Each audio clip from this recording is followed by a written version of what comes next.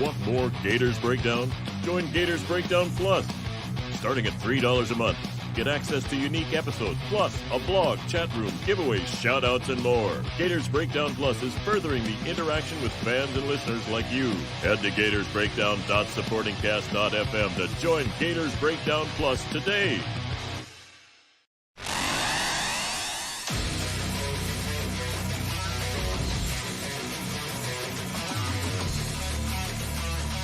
Gators Breakdown, because there's never a dull moment in Gator Nation.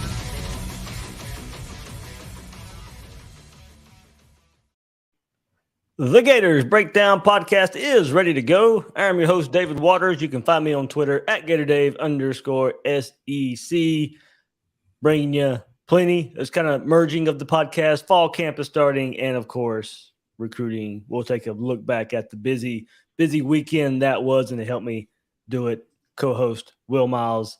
Will, it's been a couple of weeks since we've been together, like SEC Media Days, recruiting all last week. We're back together now as fall camp starts for the Gators. Football is finally here. Yeah, man, we're first preseason games are kicking off this week, and local Jags here, so I get to see them Thursday night. That's not real football, but it's still, football's coming, and we're a month away, and got my plane tickets to come down, bringing my 7-year-old, so he's excited about the season. He's asking every day, when are we coming down to Florida? And so it's gonna be fun, right? I mean, this is why we care about recruiting. It's why we talk about this stuff all off season, is for what's coming up in September. So I'm excited that September's coming up. We're gonna get to see the Napier era start. And it is exciting, and it's an exciting time, in the recruiting trail too. There's been a lot of news there, and so it's exciting to see what's going on there, and exciting to see that pick up.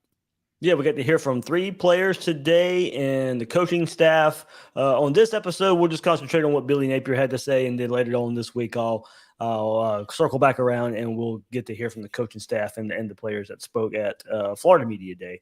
Only 3 players, so not a lot there. Go back to SEC Media Days if you want to hear more. But also, I did post a preview on YouTube today of a chat we had with Derek Wingo on Gators Breakdown Plus. Really good chat with him last week. And you get a preview of it there on YouTube. And then if you want to listen to the whole thing, you can join Gators Breakdown Plus. And if you join Gators Breakdown Plus, also have a chance to win 2 Utah tickets, a pair of Utah tickets there for current members and new members. So hit that like button, hit that subscribe button if you're watching live on YouTube right now. Leave a comment there. Of course, plenty to discuss with fall camp starting and all the recruiting news. So we'll get the pressers today, all those press conferences. And as I said, if you take them all as a whole, and it's everything that we've heard since Billy Napier took over, and going back to spring and all the press conferences we got there, discipline, detail, and accountability. And I can't tell you how many times the word socks was said, because that seemed to be a huge focus, of the color socks everybody has to wear. It has to be one color out there. Not everybody has to look the same. You don't look different out there. So we'll see some uniforms right there for the Gators. But yeah, still the harping on, and it was nice to hear it from the players stressing it still, of the discipline, detail, and accountability for this team.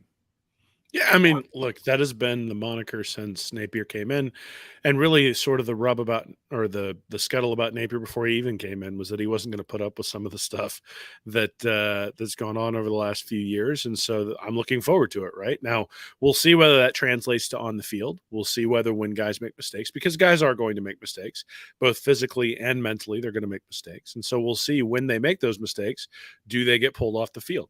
If you have a game next year where there's 8 false starts, like there was against Kentucky last year, I think there were even more than 8 against Kentucky last year, then all the discipline talk is just that. It's talk, right? And so that, I think, is the thing that we're looking for. Is there's been a lot of talk about discipline, and then the reality is that the expectations have been set that this is going to be a very disciplined team, and so that reality is going to have to match when we see them out on the field. Because if it doesn't, then we'll start wondering, was it all just talk? But we've heard from different players about what the discipline means, not just the Sox, but also during SEC Media Day. I think it was Ventrell Miller who talked about having that it's required that they carry around a notebook and a pen and paper. everywhere they go, so that they always have the opportunity to write something down, so they don't have an excuse of saying, hey, I forgot, or I didn't write that down, or it wasn't clear to me, or something like that. And so look, the little things do matter. And we've even seen it right when Napier came in, fixing the parking, fixing the living accommodations, fixing the meals, all those sorts of things. And so those little details do add up. We'll obviously we'll see what happens when they get out on the field, because against Utah, they're going to have to be a disciplined team, because if they go out there and commit 7 penalties and, false starts all over the place and pass interferences and leave guys open or broken coverages, then they're not going to win that game. So discipline, I think, is going to be a key. And I think if they can be disciplined, then the game against Utah is certainly one that is winnable. Obviously it's not a guarantee, but I think it is a winnable game given the talent level of both teams. And, we're going to talk about Richardson back there. If he takes the next step, he gives him a good shot too. Yeah, Will, and I think that accountability goes both ways. You start looking at the things you bring up there, and I do wonder this staff. There was you go back to the last staff, and it was accountability as far as leaving players on the field. Now, if they mess up, you didn't turn to a backup. You left the guys out there. I'm eager to see that side of the accountability, and it has to be there from the players. We know and we've heard. You look to you look to the guy to your left, you look to the guy to your right. You want to play for those guys. You want to play for your coaches that been coaching you up for the last 8-9 months. But now I think you go to the other side of it. There's accountability on these coaches as well. If you don't live up to the discipline, you don't live up to the detail, you get all these penalties, then is there a chance they're yanked off the field? There's not a lot of history with these players. They didn't recruit 90% of this roster that's out there for the Gators right now. So I think the accountability will kind of work both ways, and I'm eager to see of course, there could be some give and take. I don't expect, one holding call and a guy comes off the field or anything like that. But, shoe tosses, and a guy comes off the field, or, egregious, a penalty after penalty after penalty on one guy or one position group. I would like to, well, hopefully we don't see it. Well, hopefully there is not those circumstances, but we know it is football. You're going to have that situation to where more than likely one guy's going to have to come off the field, somebody else is going to have to come on and have some kind of example set for your team. Yeah, well, I think it goes in a lot of different ways, right? Last year it was really easy to sort of pile on to Grantham, but there were times where the offense didn't carry its water either, right? And from an accountability perspective, the coach has to get up there and take responsibility for the things that are going poorly, whether it's the offensive or the defensive side of the ball. And I felt like there were times, especially when it came to recruiting, that Dan Mullen didn't take accountability for the things that were going on within the program. And one more, we had more yards. Well, we certainly did. Oh my God, Dave! I'm glad we're on to 2022. So accountability starts there, right? It starts with the timeouts against Alabama in the SEC championship game a couple years ago. No showing against Oklahoma in the Cotton Bowl. Like, those things are coaching accountability, and Napier and his staff are going to have to hold themselves accountable. But then it goes to unit accountability, right? So you think about the defense a couple years ago, not ever being able to get lined up correctly, not stopping Texas A&M at all, not stopping Ole Miss at all, not stopping LSU at all, not stopping Alabama at all. And all of those things adding up to just really putrid defensive performances multiple times that year. But it all comes back to a discipline where nobody was lining up correctly to start with. And so why would we expect them to be prepared when the ball is snapped? From the offensive side of the ball, hey, you're going to run the right route. You're going to go get it. The quarterback's going to send it to the right spot. Quarterback's going to take the deep shots when it's open. The quarterback's going to pull it and run it when he needs to run it, all those different things as well. And when you're outplayed by somebody who's your backup, whether you're out for an injury or whether you're out because you were ineffective, when you're outplayed by a guy who's a backup, accountability in that, you're going to do what's best for the team as a coach, and you're going to put the best player in there and the best set of players in there to help win the game. So I think, it sort of cascades down. And I think one of the things that you saw last year is that sort of it all came to a head.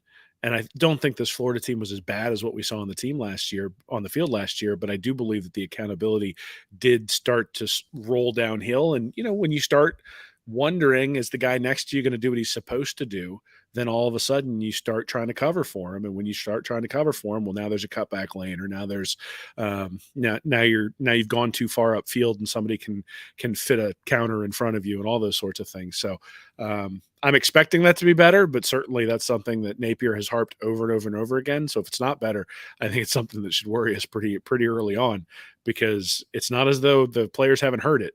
So the question then is, do they buy in? And if we see better discipline, better accountability, then we'll know that they bought in.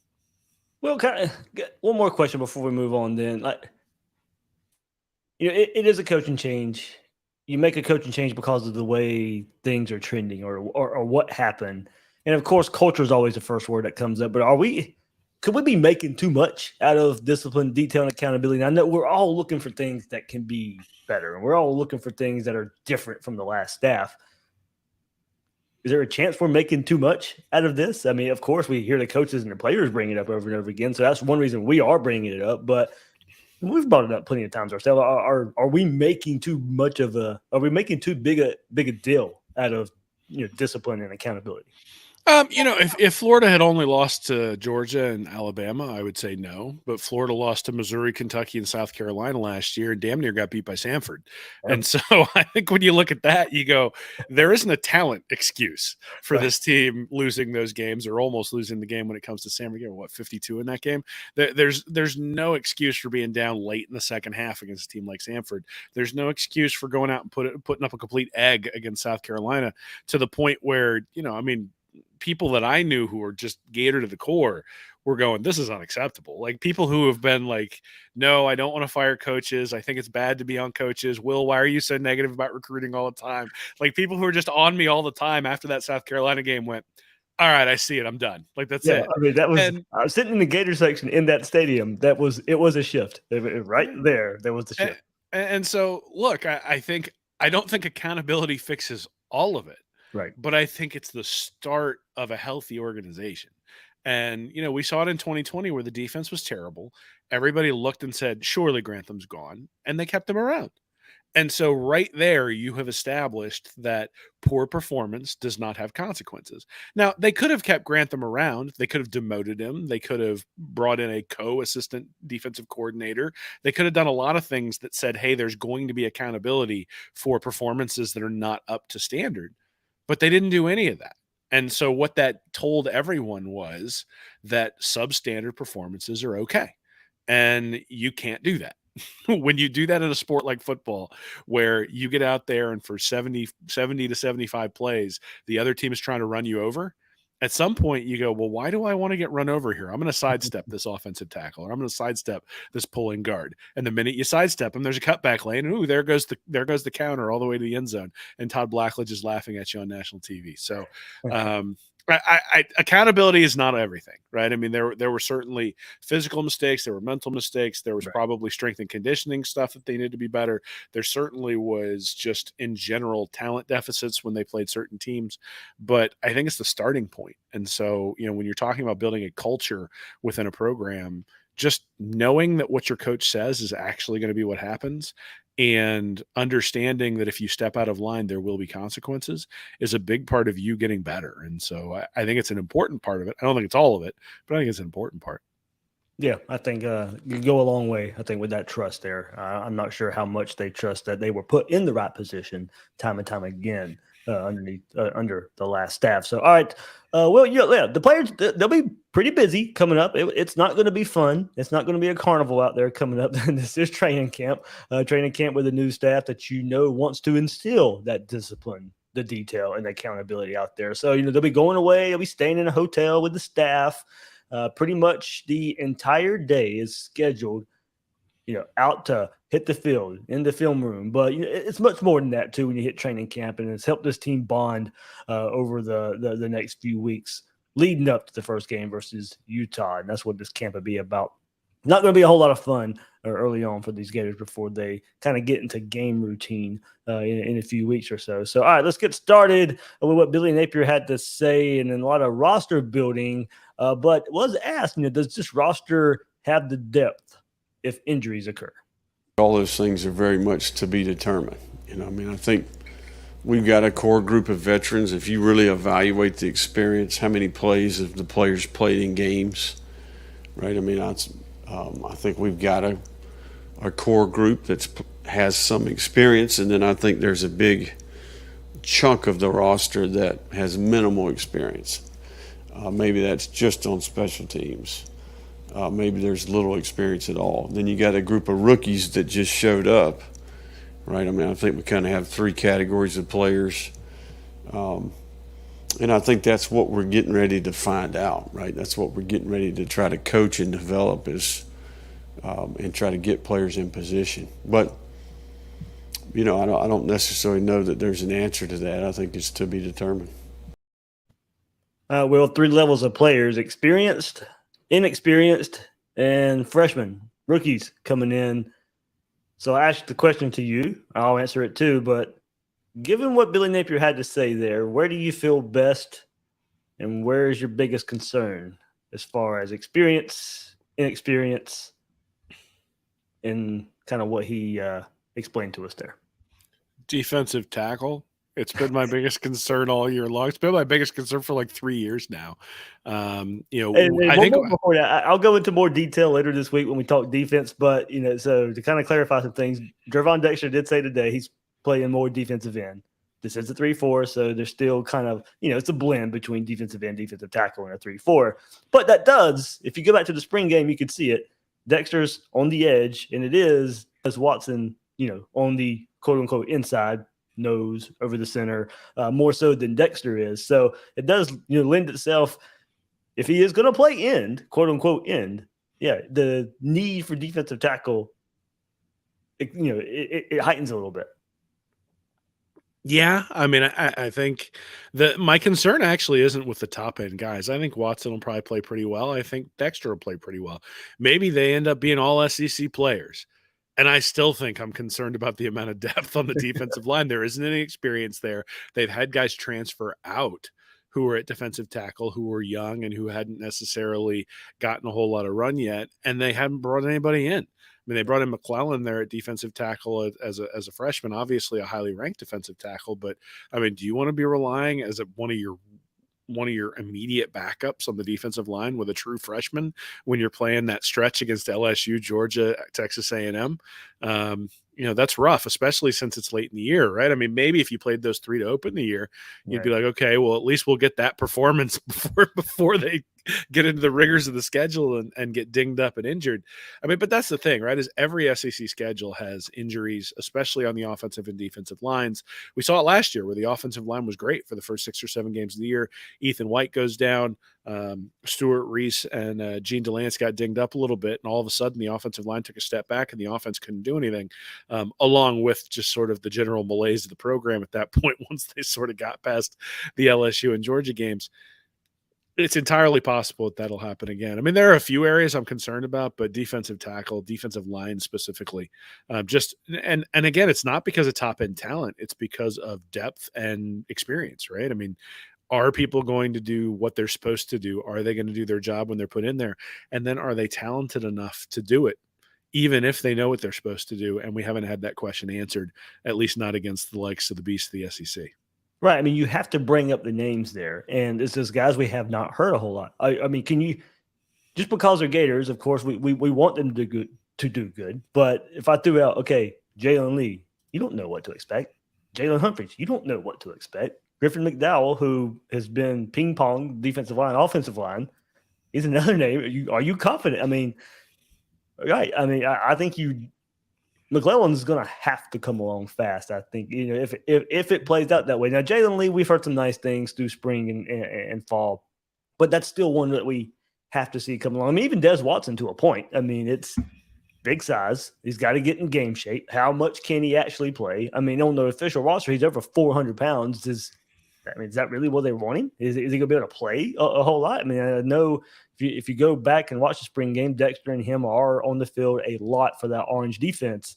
But how many plays, effective plays, can he go out there and play? Yeah, I mean, look, I think we've been talking about it all offseason. We talked about all last offseason, right? And they brought in a bunch of transfers to try to plug holes in the dam. They decided not to do that or have not been able to do that this year. And so they're going to have to go with who they got. And I think a lot of us are very comfortable with Gervon Dexter. I think a lot of us are comfortable with Des Watson. I think at that point you go, I don't know.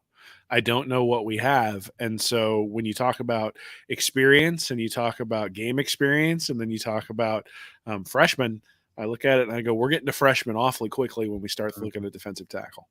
And the last time we did that, and look, you could say, Jervon Dexter probably should have been more of a strong side defensive end anyway. He's not your space eater defensive tackle anyway. When you think of Terrence Cody or Alabama or something, I'm just going, but Dexter's a 5-star, so that's why I'm comparing him to somebody like Cody, who was all world there at Alabama. Maybe he has been playing out of position for his size the last couple of years, so now him at edge in this new defense will help him. But if those other guys aren't showing up, is it Dexter having to slide back in and play more defense, pure defensive tackle over a center against guards a whole lot? He's going to get double teamed a good bit because of what he's been able to prove and what everybody thinks he can be. So yeah, there's a lot of questions there. I know like you said, we have brought it up plenty of times, but there's so many angles to it of, can you now keep, if you want to play Dexter at edge or end, not edge, but if you want to play him at end, you're going to have help there in the middle to be able to keep him there and not force him inside to play out of position. So, I'm ready to see these defensive ends. Kind of, you made me yelling, Sapp, Boone.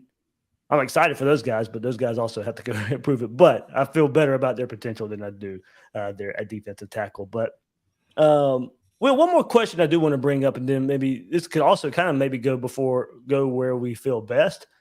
I feel really good about the running back room, but now Naquan Wright gets inserted into the rotation. I do wonder how it works out there. Now he's the most experienced back on the roster, but did miss most of spring, very limited. How does he fit in to now DeMarcus Bowman gone? But Lingard may be the best all-around back all spring, but Montreal Johnson coming on very late, experiencing this offense there with Billy Napier.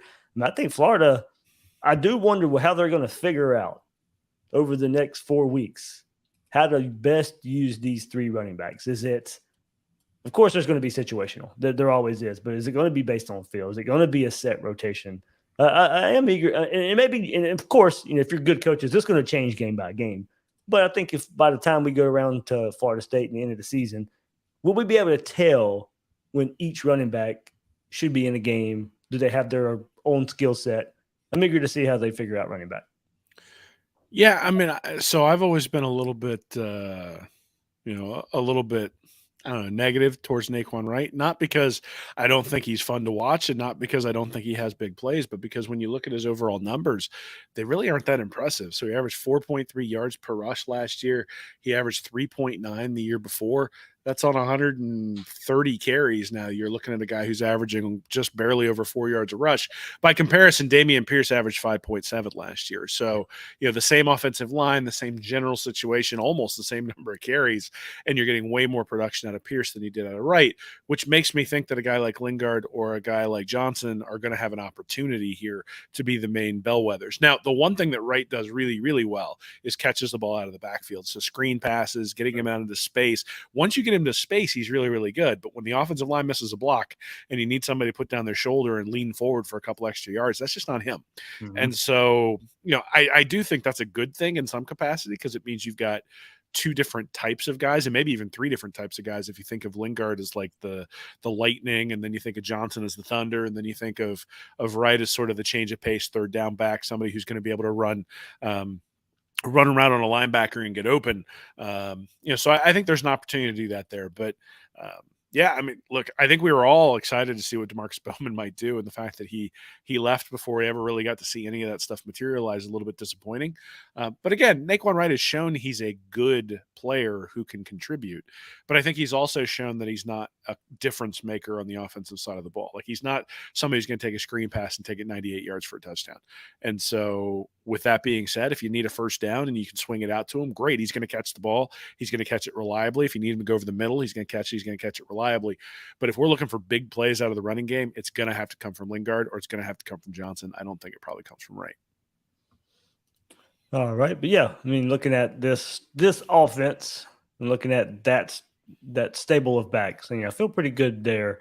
I don't know if I say feel best, but I do like where they're going with Naquan. Looking at the roster, I still that's one place I would look at. That's one storyline I think going into fall camp is how do you insert Naquan Wright after missing a whole lot of spring in there, and now Bowman gone as well. Certainly a storyline there, but It's crazy to think, Will. I mean, feeling best, probably offensive line. As crazy as it sounds, as much as we've downed that position the last few years. Besides quarterback, if you want to look at Anthony Richardson, of course, you're not going to get any, fight back from me there. I'm just kind of going by position group more so in offensive line. So. Well, you've down the offensive line position. I'm the one who wrote a glowing offensive line piece, and then everybody got injured and all fell apart last year. But look, I think Ethan White has an opportunity to be an All-SEC player. I'm not sure if he'll get the pub because I think a lot of that publicity might go to Osiris Torrance if Florida's offensive line is able to blow people off the ball. But go watch that Tennessee tape last year. Mm-hmm. Aguacan and White and Reese did an unbelievable job against the interior of Alabama's defense in a way that nobody else really did throughout the year. Now, we could have used it a little bit earlier in that game, right? Because they really weren't able to take it over until later. But they were even able to run the ball early on. They had to settle for a field goal early. There were a couple of fourth downs that Florida wasn't able to convert, where if they converted them, then maybe the game's at least closer. A couple of interceptions that turned into, or at least one interception that turned into a touchdown. They were down early, obviously. But, the fact that they were still able to run the ball, even after falling so far behind and able to do so effectively, I think portends well for the guys on the interior of that offensive line. I think Torrance is certainly an upgrade, but I think White being back healthy is a big deal. The offensive line really fell off when he got injured last year. But if we're talking about units that I'm most comfortable with, I'd say it's defensive back. I mean, you think about Marshall coming back, you got Trevez Johnson, you've got Rashad Torrance, you've got Trey Dean, you even got Avery Helm, you've got and I'll get into it, but Devin Moore is turning heads, Will, as a true freshman at corner. So don't be surprised at some point if he's pushing for playing time. That's the type of talk I'm hearing various places right now on Devin Moore. Great. Because it's already a position of strength. So if you got somebody turning heads who's going to come in there and essentially steal playing time from guys who were very, very effective last year. I mean, I think Florida's defense against the pass last year was like 19th when it came to yards per attempt. They couldn't stop anybody on the ground. They were like 90th, but I think it would be 85th. But they were pretty good through the air. And you start looking at the guys when they're in coverage. You weren't all of us, 2020, you were afraid if those guys were in coverage. Now you're like, okay, I can deal with them in coverage. I hope they don't have to come up and stop the run, but I can deal with them in coverage. And so a little bit more toughness, a little bit more attention to detail in terms of the scheme, and quite honestly, a little bit more accountability, like we talked about earlier. And I think this has the opportunity to be a really good unit. Is it going to be fantastic? I think they have an opportunity to. I think losing Kyrie Elam obviously is a big deal, but I think Jason Marshall has the opportunity to step up. You've also got Kimber coming in as a transfer who had a starting job. He had won the starting job at Georgia last year before he got injured. So there's some high level talent there at defensive back. There's some production there at defensive back. And when you think about Napier's definition that you showed there, in terms of not only do these guys have experience in the program, but they've also produced. You might say that the ceiling for the defensive backs is a curiosity, right? That are they really going to be able to rise up and replace a guy like Elam? But I think we can say that the floor is pretty high, that they're going to – I'm not worried that this unit is just going to fall apart. Right. There are some places where, I mean, look, if Dexter goes down with an injury in the second game of the year, I hope not. And I'm not putting a hex on him here, but if somebody important on the defensive line goes down with an injury in the first or second game, I mean, you can envision a scenario where they're like, having open tryouts for guys, to come in like they did for kickers a few years ago, just because there's nobody left from a depth perspective. Same thing at wide receiver, right? I think wide receiver is a very, very thin position, and they're going to have to, Ricky Pearsall's big addition from the standpoint of he's produced, but he's also a big addition from the standpoint of he's a body. And, that at defensive back is nothing that I have a worry about. I do not have they can sustain an injury or two and still be a really, really good unit. And so I think when you think about sort of the question you asked in terms of where I feel comfortable, that's the place I feel most comfortable. All right. Where I think where a lot of people feel comfortable is at quarterback, and Napier was asked about Anthony Richardson's NFL hype and kind of leads off. We'll get into this because it's kind of funny, but program expectations with a lot of media coverage out there.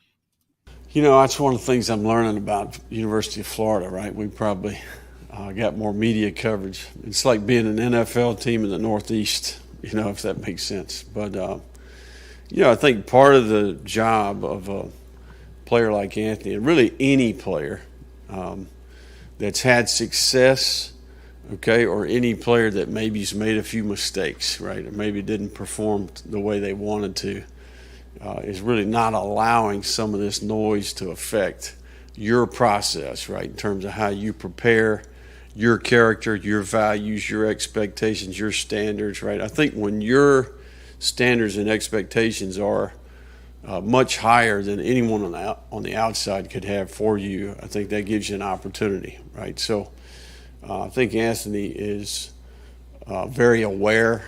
It's one of the things I really like about him. I think he has good awareness, good self-awareness that he is an inexperienced player, that he has potential, but also that he can improve. There's lots to learn. Getting comfortable with his role as a leader, the importance and value of his example, right, to the other players. I think quarterback in particular, there's a certain level of responsibility that comes with that. So Anthony's focused on the work, and there's certainly a lot of work to do, right?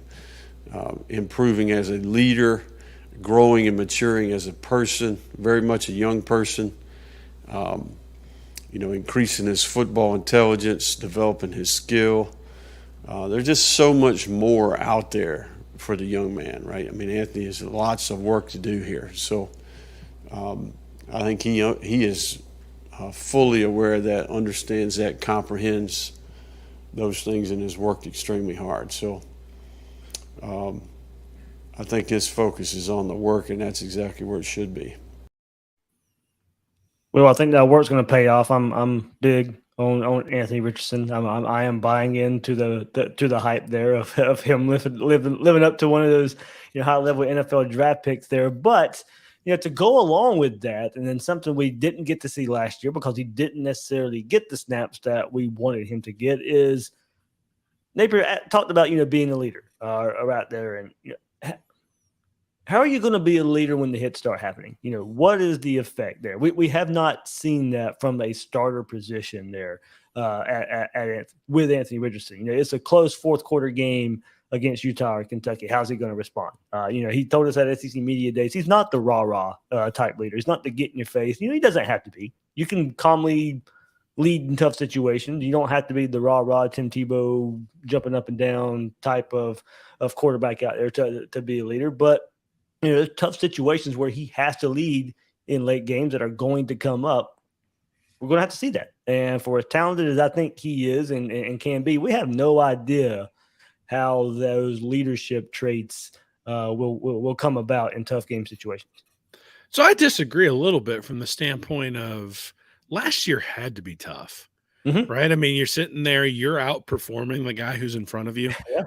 He's your friend, so you don't necessarily want to throw him under the bus. You know that if you do throw him under the bus, one, it's going to lead to less snaps for you, but two, that, all of a sudden you can disrupt the locker room, right? I think Richardson, for the most part, went out there, did what he was asked to do. Afterwards, made sure that he was photographed with Emory Jones, made sure everyone knew that those two were close. Whether that was intentional or whether they actually are close like that is kind of irrelevant. I'm not sure that quarterback battle, now granted the season went down the tank, but I'm not sure that quarterback battle could have gone the quarterback situation could have gone any better. I mean, you sit there and you think about like Steve Young and Joe Montana. Those guys weren't talking to each other when they were competing for the job under Bill Walsh. You think about Jacoby Brissett and Jeff Driscoll.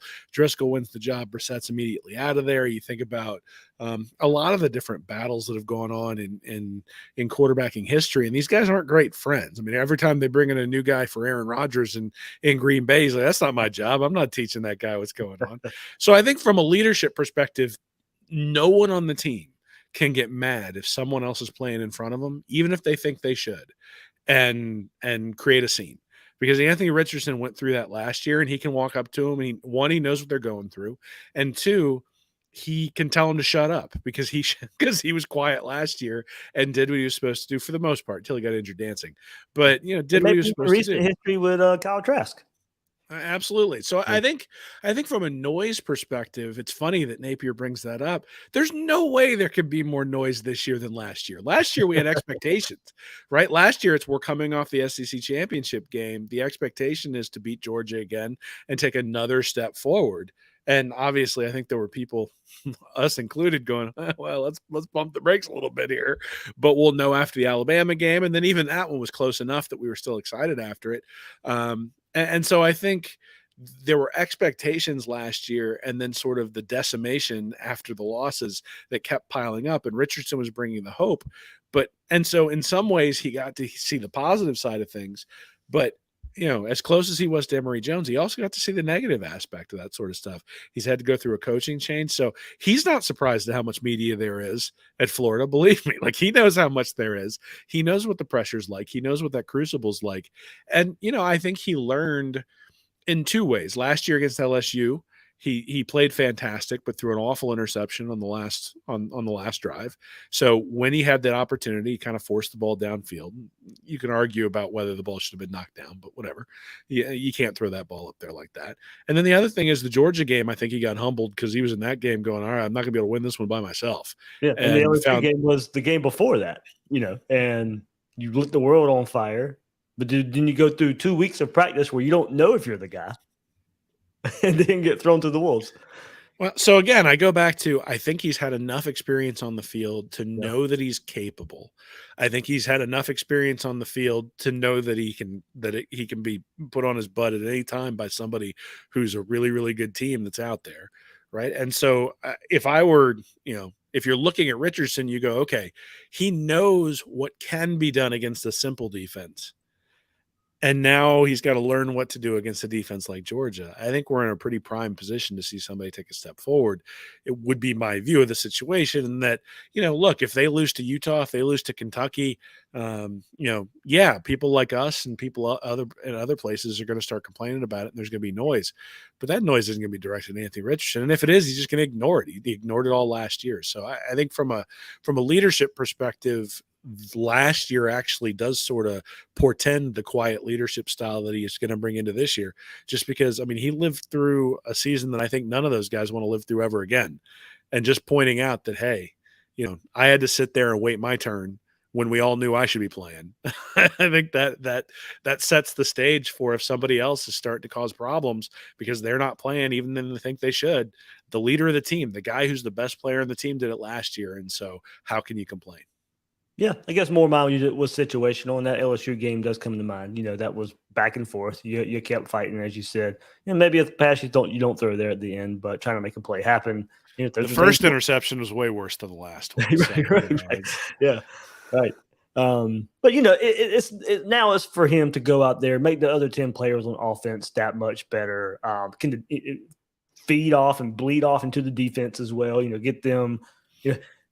The last couple of years have had to be pretty tough, and as you said, the imbalance of offense being better than defense in 2020, and then Will, as you said, going last year, there were times where the offense didn't hold that they're up their end of the bargain, and the defense probably let down in some situations. So is Anthony Richardson that lightning rod player where the other 10 players on offense, he elevates their play, but the defense also feeds off of that. And the true team leader, not just the offensive leader as quarterback, but team leader as well. But there's just things I'm looking for there from Anthony Richardson. We'll get, I think, plenty of opportunity early on versus their two big opponents, Utah and Kentucky, to see what type of player, what type of leader Anthony Richardson will be out there in the swamp. So, well, I thought it was pretty funny. And then Napier, he admitted this at SEC Media Days too, but to begin that soundbite there of, the media coverage here at Florida. You have podcasts like mine and yours and your website and all the other podcasts out there. And,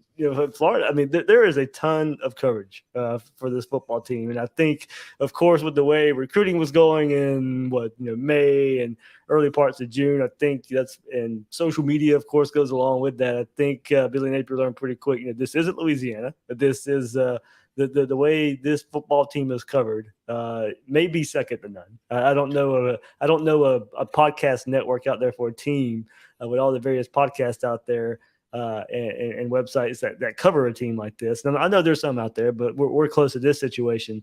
But it is we hear all the time how demanding the University of Florida job is, and part of it is just the coverage that the team gets. Well, I got to question his background work if he didn't know what kind of coverage he was going to get, considering that the guy he called to ask about the program had previously been accused of humping a shark. I think, at some point you gotta take a step back and go, okay, I think maybe I know what I'm getting into, given that he had to call McElwain and spend time with him.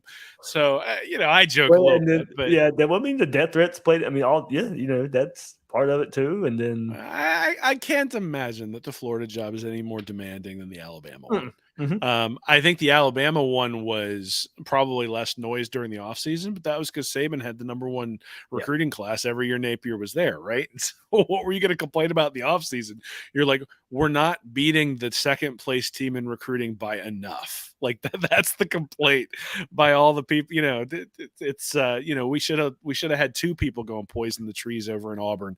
I mean, I don't know what you're complaining about if you're an Alabama fan during the offseason right now during this era, and while Napier was there. So, I think there's still pressure. I think the noise that you felt, maybe the surprise is that the noise at Florida has been in the offseason, whereas the noise at Alabama is during the regular season, where if you lose a game, all of a sudden you got Buddy from Tuscaloosa on there and Feinbaum saying Saban's lost and he needs to be fired.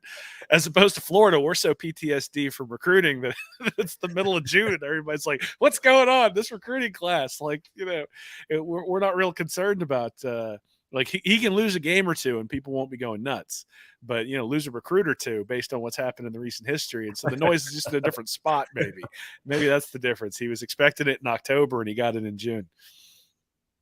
Yeah, good stuff there. But yeah, I mean, you got people like me and you covering this team, so it is what it is. It is what it is. We get to have a lot of fun with it. Everything that I put forward at least has a chart behind it, man. So, it's funny. I wrote a recruiting article today, and I had a couple of people talk about me being glass half empty. I'm like, all I did was put up a chart, and I gave you the interpretation of the chart. If the chart's wrong, tell me the chart's wrong. But those are the interpretations, and I think for the most part, our interpretations over the last 4 or 5 years have kind of proven out to be pretty accurate. And so, it's one of those things where you say what you think, and sometimes it makes you popular, sometimes it makes you unpopular, but you say what you think, and hopefully people will come back and say, yeah, he said that 2 years ago. Turns out he was right. And likewise, if I'm wrong, I'll come back and say it. I think there were some things I said during the Mullen era that were wrong, and there are a couple that I've actually corrected on the record. So.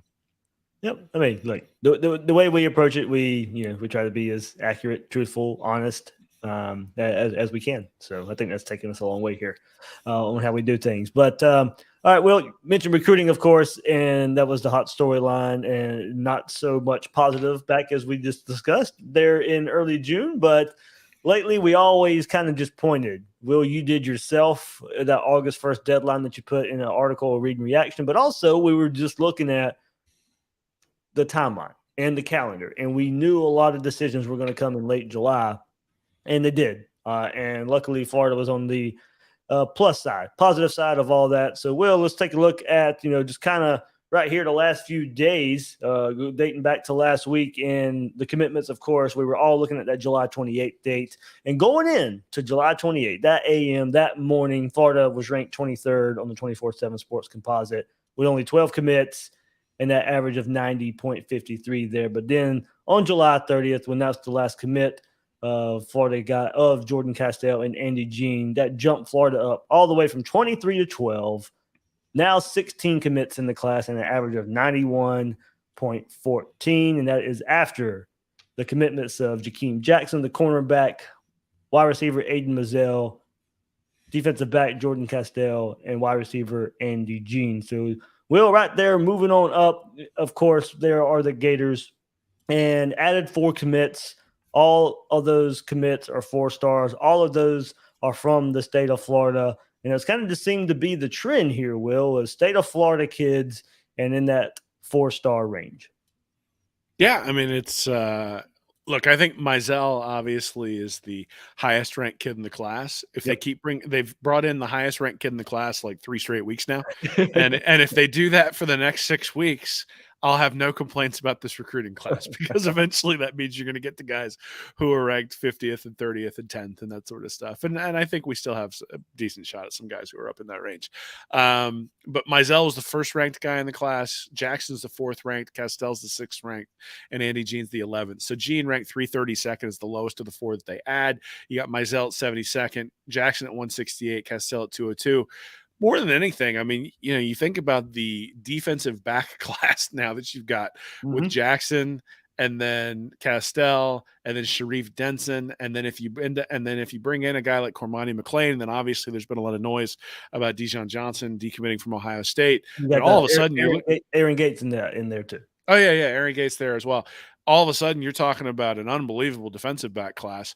Same thing with wide receiver, right? You got Mizell, you got Eugene Wilson, your top 2 guys in there right now. And then you got Tyree Patterson down there a little bit deeper there and Andy Jean. So, they're filling areas of need at wide receiver, which is great. Obviously, it's a little bit heavy in some places, and that's something I think we'll have to watch as we move forward because, you can't play 17 cornerbacks at once. And so what's going to happen with guys like Kamari Wilson? And then as these guys come in, how much playing time are they going to get? And then, the portal exists and all those sorts of things. But from the standpoint of the talent that they added, they added 4 talented guys to the roster, 4 guys who we should be glad are in the recruiting class. And so certainly 91.14 is higher than any of Dan Mullen's 4 classes. It's higher than any of Jim McElwain's 3 classes. It's getting more towards a Will Muschamp class. It's not quite there yet, but it's getting more towards a Will Muschamp class. It's nowhere close to an Urban Meyer class. So, and certainly well below Georgia and Alabama. So again, there's some good stuff and there's some bad stuff right now. They can close on some guys and raise that overall score. The reason I target August 1st is because typically that score really stabilizes right around this time for 2 reasons. One is you've now got 16 commits who average 91, which means even if you bring in a guy who's ranked 99, so Cormani McLean is 99.78. If he commits, it only goes up to 91.65. Whereas if you have 4 commits and you bring in a 5-star like McLean, well, all of a sudden now it goes up to 96. So it takes more to get the score to go up. But the other reason is that typically, the guys you've already brought in kind of match the talent profile of the guys who are left on the board. And if you look at Florida's prospect list, that's really what you see. I mean, you see McLean is the guy they've really got to get. He's the 5-star. You've got Dijon Johnson who's on there. You've got Jordan Hall who's on there, who's ranked 120th. You got Cameron James, defensive lineman out of Orlando, who's ranked 188. And that's, they've got guys like Zalance Hurd who are sort of on their high choice. 60, Monroe Freeling, who's 62nd, Kelby Collins, who's 70th. But that's sort of where they're looking at. And they're going to end up filling it up with some guys who are sitting there in that, 300 to 400 range to get to the 25. And so you're going to have, you might get McLean who's ranked 3rd, but you're going to get somebody who's ranked 450. And at the end of the day, the overall average isn't going to move all that much. And I think that's kind of where we're going to sit at. And so the question is that good enough or is it not? I think there are arguments for both sides, but I think the reality is that we kind of know what we're going to get with this class. And, that's what the article was about today. Yeah, that late July push, it gives a lot of hope moving forward, but, that hope, should be tempered. I never expect the top 5 class, even though, bump class historically needs to be there. We know that needs eventually to be there if you want to compete in this conference year in and year out. But certainly signs of progress there.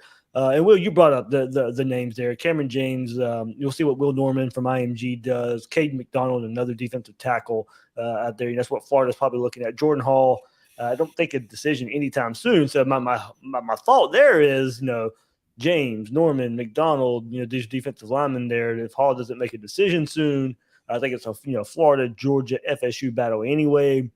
If you hit some of your early targets, I say, especially at defensive tackle, whoever you could get right now on August sign 3rd, 7 of those guys. Let's go. Whoever you could get, you bring those guys in the class. And if that means somebody misses out, oh well. I'm sorry. If I get 5-6 guys that are ready to be Gators right now at that position of need. And look, the targets there are nice targets to begin with. So Florida's not going to be reaching here at defensive tackle. Now, could they miss because they want to get some guys in later on? Could they miss a higher end guy? Maybe. But at this point, I think you need the numbers right there at defensive tackle.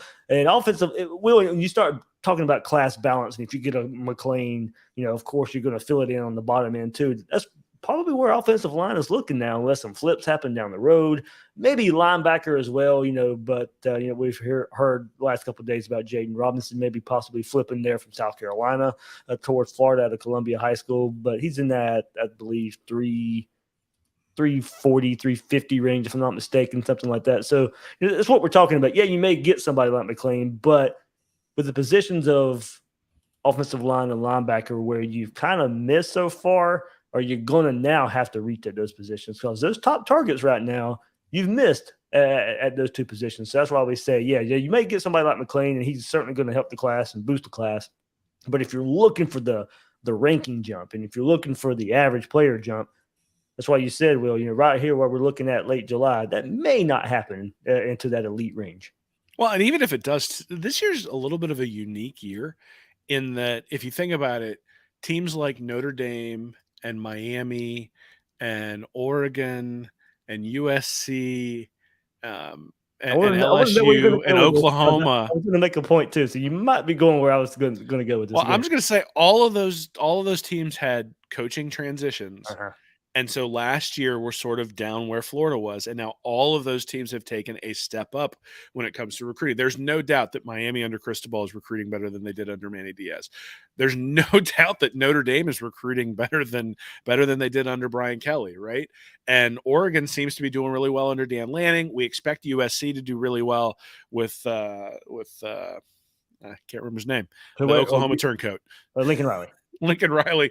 Oklahoma is going to be solid competition. So big time programs had turnover. The transition. So Florida didn't really have an opportunity to take advantage of the fact that there were those transition classes and those schools all dropped.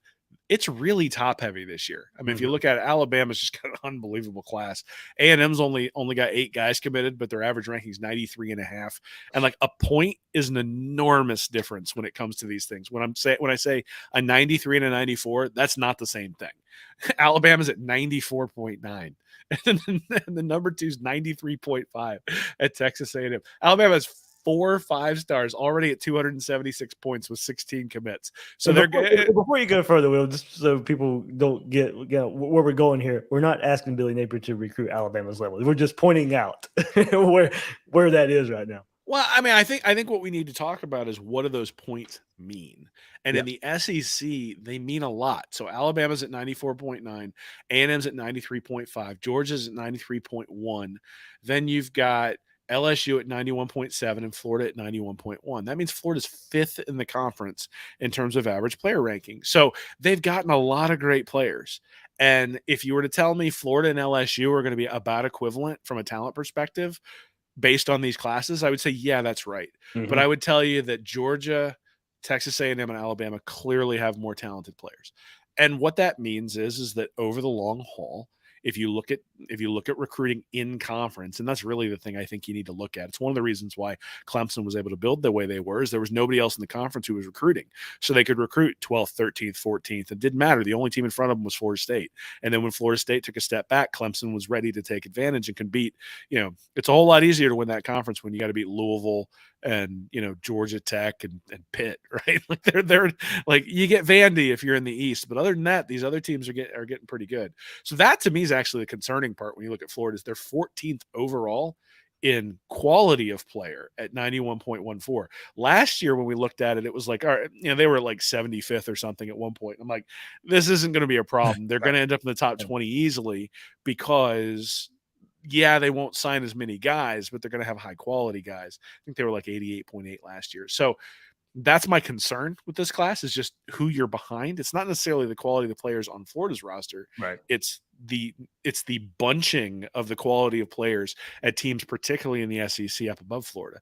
And, look, Cristobal has a lot to do with that. I mean, I think if Manny Diaz was still at Miami, that Billy Napier would have brought in some of those guys there. And all of a sudden now you're looking at it saying, hey, look what we've got. We brought in a guy like Mayoga or Jaden Rashada decides to come to Gainesville. That's those about sorts of things. Yeah, and that's about the only thing that probably surprises me. Like I said, going back and maybe forecasting a little bit, I didn't expect the top 5 class, but at the same time, I expected maybe. And look, Florida's not that far behind in Miami right now after this recent jump, but I expected maybe a little level, a little more balance between Florida and Miami. I knew Mario Cristobal was going to recruit well at Miami. He recruited well at Oregon.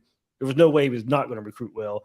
And the way he was doing recruiting, he still got those prior relationships from Oregon that kind of have really paid off right now that you keep hearing these recruits talk about. And yeah, I've been talking to him since he was at Oregon, especially for those West Coast kids. And that's kind of where that background has come right there. A little bit, Florida has shrunk the gap in that July 28th through 31st range, but that was probably the biggest surprise to me is how much of an effect Miami had on Florida's class when we go back and look at it right now. Yeah, I mean, the biggest surprise to me, actually, and we've glossed over it because of the great players that came in this weekend, but the biggest surprise and perhaps the biggest disappointment for me is the Peyton Kirkland, Derek LeBlanc, Malik Bryant going elsewhere. And because when we looked very, very early when Billy Napier took over, and we looked at the rankings, and I remember drawing essentially a circle around Gainesville with a 150-mile radius. And I said, all right, let's look at the players in that 150-mile radius. And there were probably 35 or 36 players in that radius where if he got who he wanted, he was going to have a top 5 class. Yep. So, the problem is the circle around Gainesville is leaky. And they're going to have to fix that. And I think they have started to fix that when you look at some of the guys who have been brought in over the last week or two. But that 14, needs to get fixed. 14 from the state of Florida, still. But as you said, you look at those 3 guys you just mentioned, and when we were looking at that list in February, we were like, yeah, okay, and there we go. You take advantage there, and Florida's been able to take advantage elsewhere, but it's some of those big prospects. Of course, that's where we talk about the average and being different right there. So, Will, one more storyline. I can see you probably got something else. One more I'll bring up, and when you look at the rankings, I do wonder, if Florida's probably going to be on the top end 8 and then bottom end 10, 12, probably right there. I think Florida's going to be in that 8 to 12 range when it's all said and done. I don't know if the gap's going to be that big between all those teams that finish right there. As you said, there is a clear separation of what Alabama and Georgia, Ohio State, and as far as player average goes, Texas A&M's doing. I don't know how they'll finish. But in that, starting where around Miami is, Miami and Oregon and LSU and Tennessee, Florida.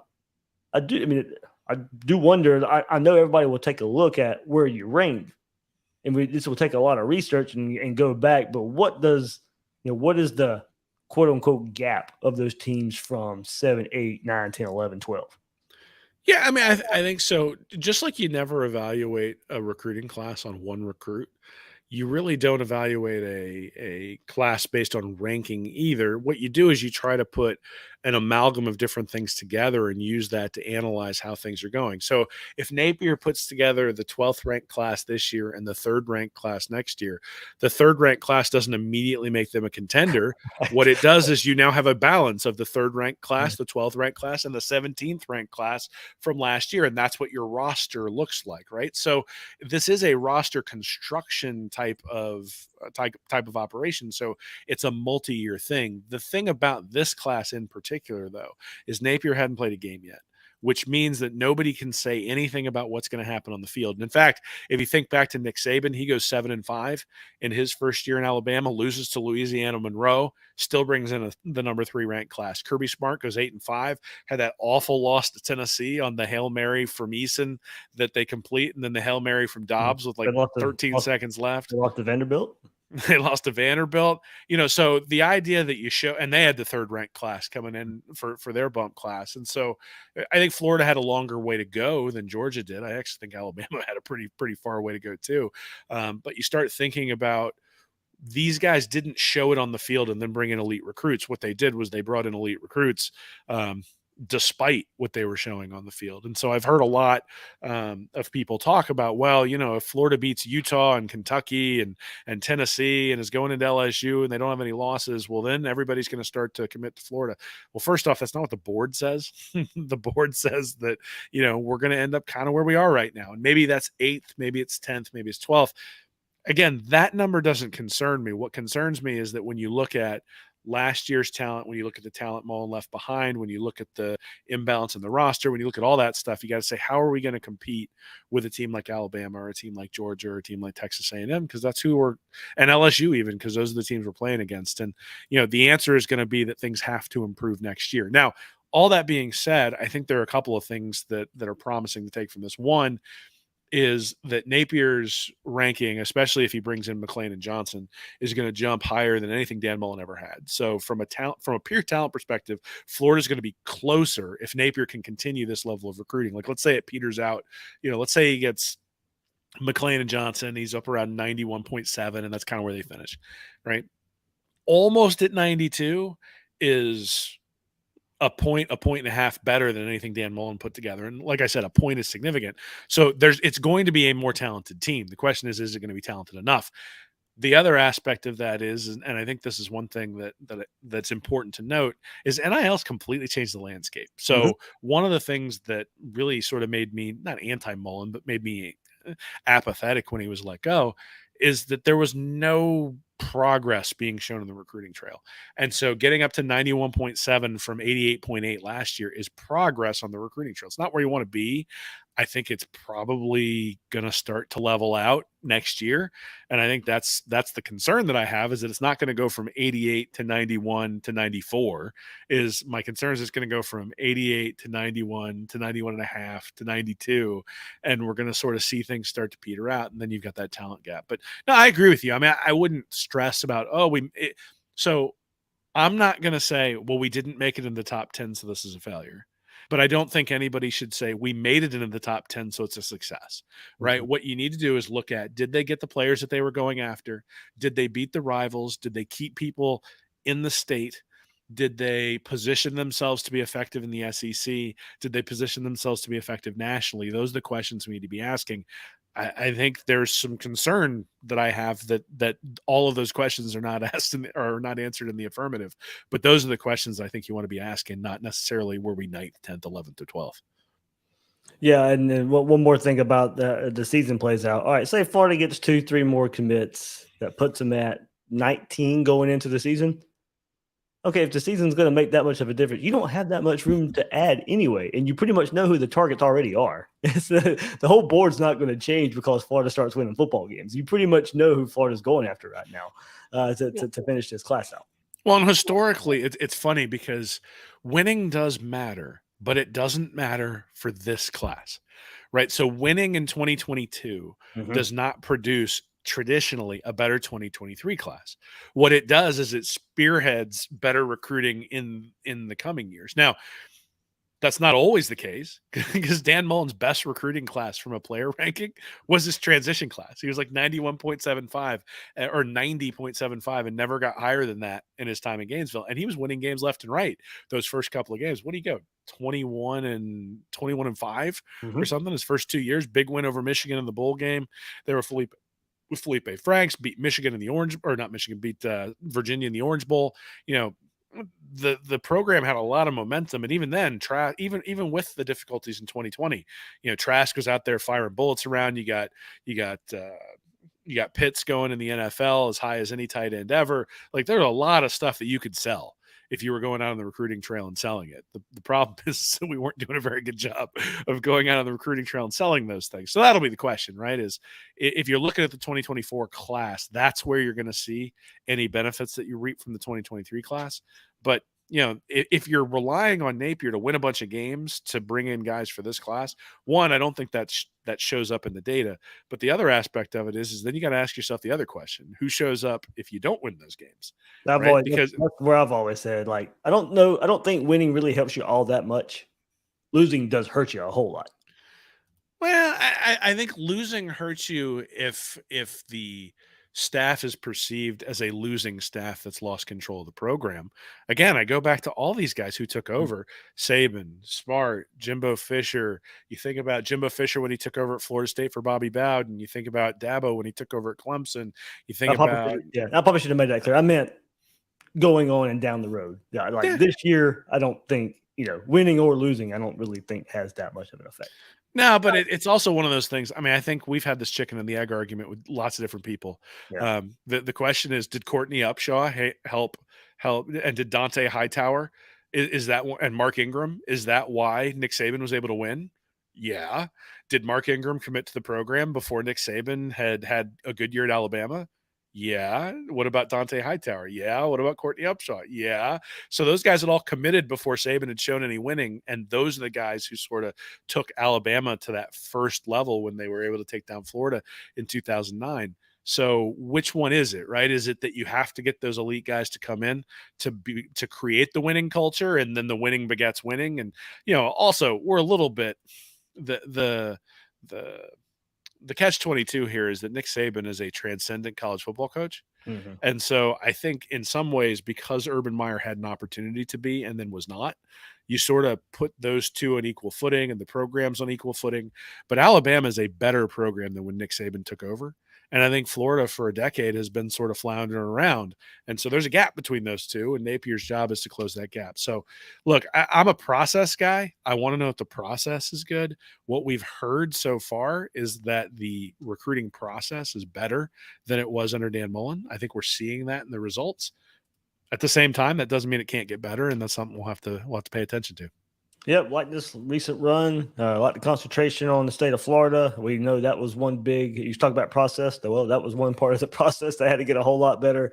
And now it's just time, to get the elites and the elites in the state. That's pretty much, where we need to go from there. No need to keep beating that. We'll see how Florida finishes out this class. We know all the targets that are out there. We went over a few here, and we'll see, if the good news continues coming up for the Gators in the coming weeks. So, well, yeah, good look there. Everybody, if you want to go look, I know a lot of us were tired of the Clemson comparison, but Will throws out the comparison to Jimbo Fisher and Texas A&M in the article. So good stuff there, Will. People, we don't want to give away all the articles, so people actually go read it. There's different parameters there that our good friend Bill Sykes put in for bump classes and what you need to hit. Certain levels of, and you go through and put percentages of all those parameters. So good look there. It's the Sykes standard. I got to bring that up because he wrote that years ago, and it's still relevant every time I look at it. But yes, we got that over there. We've also got an article by Nick. He wrote an article about Anthony Richardson and what he has to do to win the Heisman. He's not saying he's going to win the Heisman, guys. Yeah.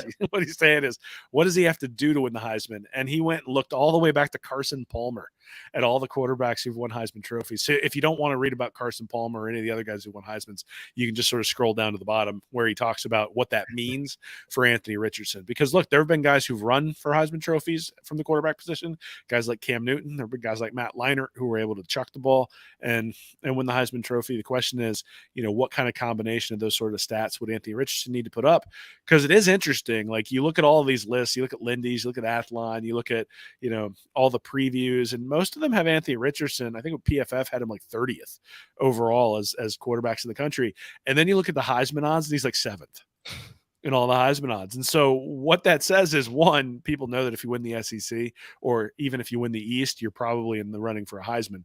But the other thing that it says is that everybody realizes that, yeah, he might struggle, but he has the upside to give you a Heisman run. So that's what Nick sort of wrote about, is what does that upside have to look like in order to accomplish that? I thought it was kind of a cool look.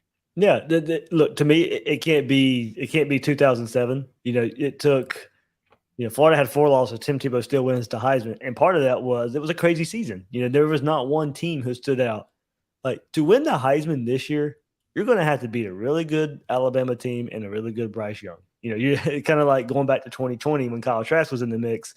His only chance of winning was going to Atlanta and beating that team and walking away with the Heisman Trophy. So this isn't going to be a 2007 Tebow where you go 8-4, but your stats are so good you get it anyway. I mean, the national champion that year was LSU, 2 losses. You're going to have to, if you're going to do it this year as Anthony Richardson, it's going to be a special season for Anthony Richardson, and it's going to be a very special season for Florida. Well, and remember that Tebow season in some ways is interesting too, because they're coming off of a national championship, but there's still questions about Urban Meyer's offense.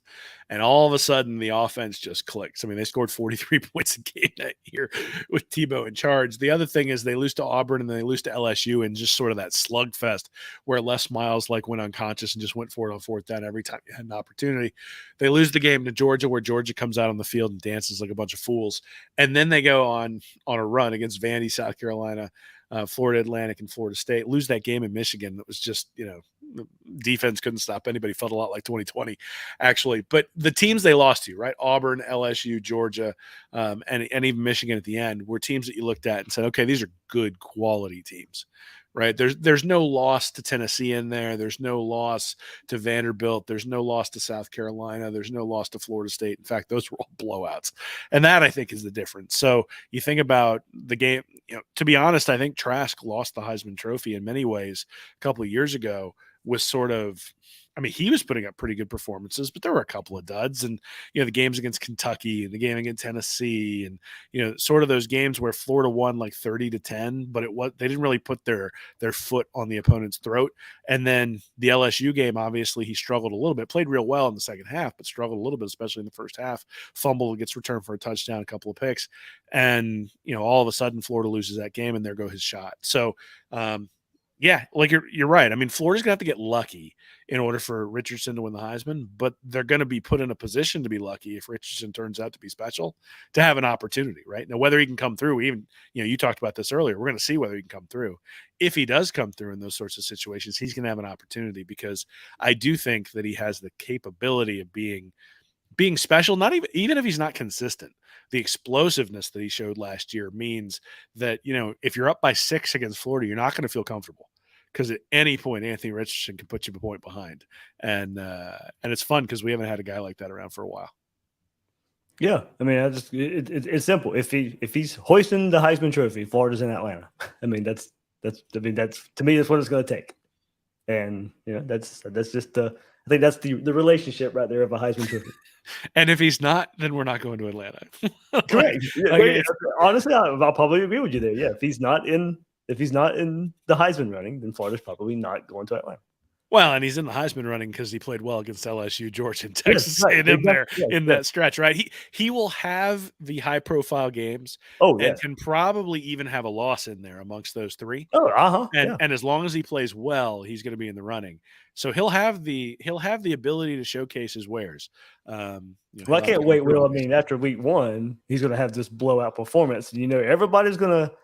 Well, after week 1, here's your Heisman favorites, and Anthony Richardson is going to be on there. Well, now you're ruining my Utah preview. So it's already 3/4 of the way written, buddy. I'm ahead of the game this year. Well, there we go. That's the big one. We'll get started early. So yeah, well, that never happens. So all right. Well, anything else coming up? Reading reaction before this? 4 more weeks before we get to see that Utah preview. Yeah, I got about 3 or 4 things that are about 3/4 of the way finished. So, had some personal stuff go on with the family, so I had to do some traveling. So, apologize, haven't had as much up on the site as I would have liked to. But we'll have Stetson Bennett articles coming up pretty soon. Got something like I mentioned about Utah to preview that game, and probably a little bit. One of the things that I've been asked about is how often do these rankings change? Just, a guy who's ranked 70th, how often does he drop to 120th? How often does he go up to 50th? So starting to take a look at that and seeing if I can at least put some numbers around how often does it happen and does it matter, right? Because I know everybody gets all up in arms when somebody drops from 30th to 40th. Does it matter, and does it affect your class? Those are sort of the things we'll be looking at. Good deal. You can find it at readreaction.com. Reed will read to you on the YouTube version. So that's still doing well, Will? Yeah, it's doing great. I actually have to record the most recent article. I fell asleep last night. So I got to record that when we're done here. But if you want to hear my dulcet tones, your voice put yourself to sleep. Yeah, if you want to hear my dulcet tones, you can go over there and listen on the YouTube channel. And all the articles get read to you if you don't want to read them on the page. So. All right. Sounds good. As I said, you can check out our conversation preview of that with Derek Wingo right here on YouTube as well. But you can find Will Miles on Twitter at Will Miles SEC. and you can find the site, readreaction.com. I'm your host of Gators Breakdown, David Waters. You can find me on Twitter at GatorDave_SEC. Guys and girls out there, thank you for listening to this episode of Gators Breakdown.